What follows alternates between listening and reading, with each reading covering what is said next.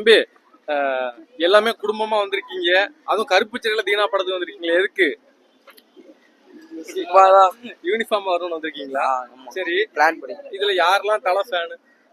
எல்லாருமே எல்லாருமே. நீமா? சரி, உனக்கு தலை படத்துல ரொம்ப பிடிச்ச படம்னா என்ன? இப்ப துணிவு ரீசெண்டா துணிவு அந்த படம் ரொம்ப பிடிச்சிருந்துச்சா? சரி, இந்த தீனா படம் இன்னைக்கு ரிலீஸ் ஆக போகுது இல்ல, ஏற்கனவே டிவில பாத்திருக்கியா படத்தை?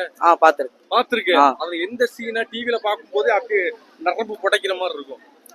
தலை வந்து இந்த கத்தி எல்லாம் இப்படி எடுப்பாங்களே அந்த சீன் தான் லைலாட்ட காட்டுற சீன். ஓகே, உனக்கு என்ன சீன் ரொம்ப ஃபேவரட்டான சீன்? அதே சீன் தான்.